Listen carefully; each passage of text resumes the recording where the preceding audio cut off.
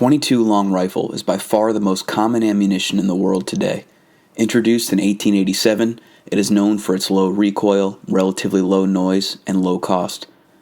It has been used for recreational shooting, small game hunting, training, and pest control, and can be found basically anywhere ammo is sold.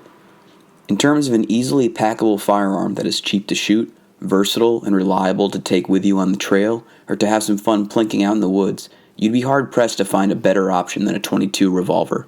This is a quick overview and review of the Ruger SP101 revolver and .22 long rifle. The SP101 has been a woods companion and go-to plinker for me for the past year or so. The SP101 is an 8-shot, double or single-action revolver made from stainless steel. It can of course handle the spectrum of .22 long rifle loads, but has the added versatility of being able to shoot .22 longs and .22 shorts as well.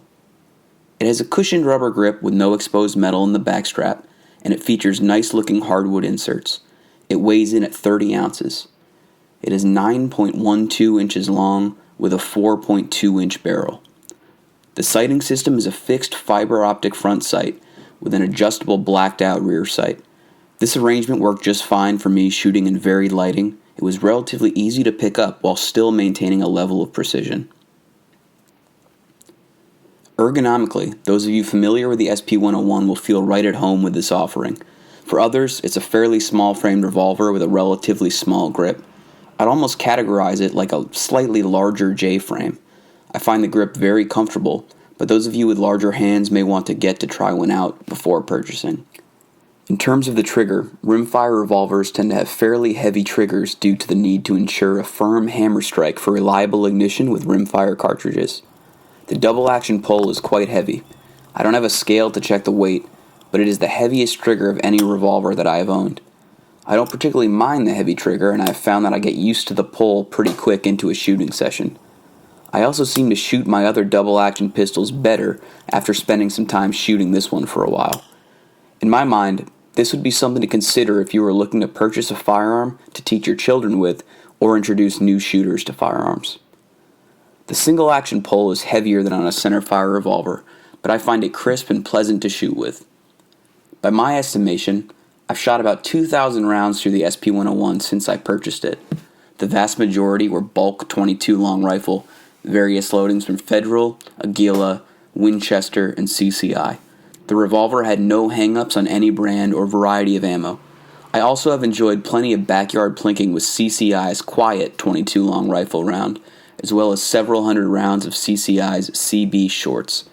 While not as quiet as if shot from a rifle, I did not need hearing protection to shoot these particular rounds from the SP101 and didn't have to upset the neighbors.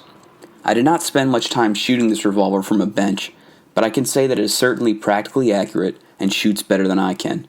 The adjustable sights help tremendously dialing in point of aim and impact, especially with .22 loads of various weights and when switching between .22 long rifle and .22 short. The SP101 has been completely reliable for me. There were some failures due to ammo, but a second strike on the primer would always ignite it. I didn't clean it until after the first 1,200 rounds or so, even after firing some dirty Blazer ammo, and the revolver had no issues. I'm sure it could have continued for some time without a cleaning. Ruger builds the revolvers like tanks, and this slim rimfire offering is no exception. As I mentioned before, this revolver was purchased solely as a recreational plinker and woods gun for me, but I think the SP101 could fit the bill for those in the preparedness community who like the rimfire revolver as a survival gun due to its reliability, inexpensive ammo, and relative versatility. It could easily serve as a small game getter or pest remover and would beat a sharp stick in a defensive situation. For me, as a compact option to pack out into the woods and spend some time plinking, it can't be beat. Thanks for watching, folks.